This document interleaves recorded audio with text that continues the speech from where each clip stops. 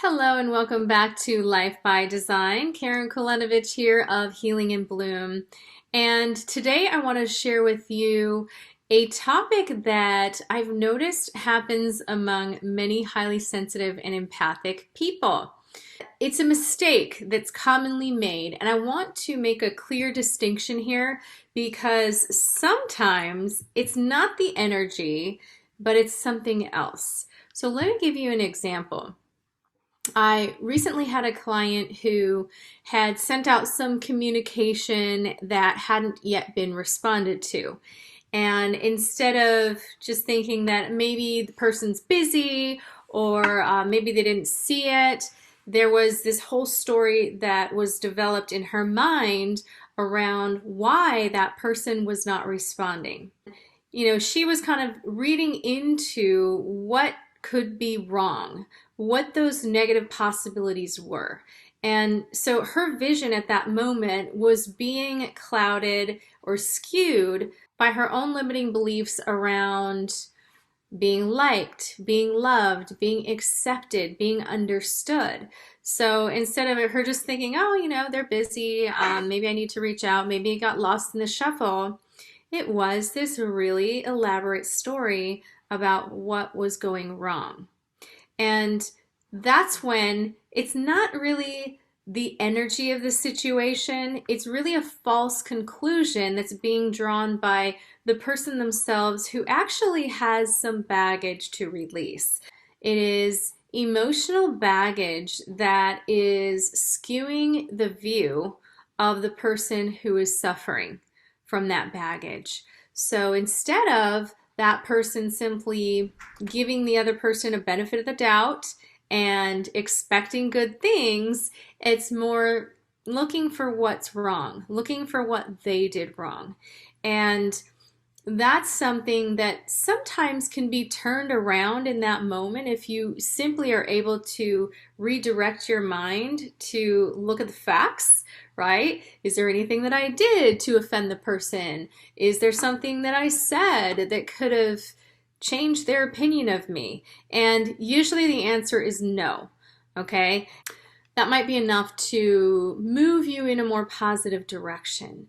But if you find that you're obsessing over the negative possibilities of why that person hasn't responded to you, then there could be a deeper level of baggage. And this goes really deep into beliefs that you are likable, that you are lovable, and that you can be accepted and you are worthy of being treated well. When those beliefs are not in place, then it's more likely that you're going to draw false conclusions and actually attribute it to something different. Something that, people who are highly sensitive and still carry baggage tend to fall susceptible to, which is false conclusions that really have no basis in facts. And so it's not their sensitivity, it's not their empathic abilities. This is when the baggage is actually changing everything that is in front of them. So you've probably heard that saying, when you change the way you look at things, the things you look at change. I remember Wayne Dyer saying that. He's the one I think of when I say that.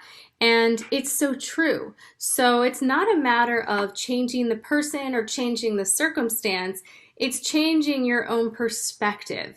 So, you can do that in the moment by just looking at the facts. Another way is simply to start expecting good things. So what if the person is busy? What if they can't wait to talk to me? What if we're actually meant to work together? What if they really want to reach out to me or get together, but they just haven't responded or haven't seen it? Expecting good things, giving people the benefit of the doubt, right? Instead of drawing these negative conclusions that probably aren't true.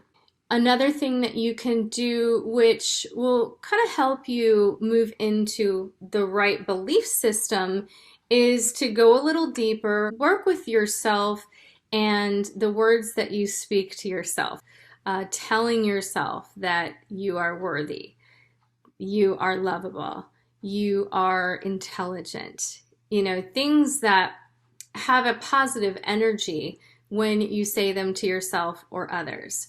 And, you know, we know those as affirmations. Sometimes affirmations can be extremely positive if you are able to believe them. And some of you have heard me talk about affirmations not working for some people. And the prime reason why they don't is if someone has a very strong belief system that is contrary to that affirmation. So no matter how positive it is, if we don't clear out that baggage, then we're only able to see the baggage. You know, that belief that we want is just out of reach. So if you are a person who is having a difficult time believing that you are likable or you are worthy, then this would be a moment where you would seek support, right? There's plenty of resources out there to help you change the way you think, help you change the way you structure your own energy, because that is the most important aspect of any interaction with another person.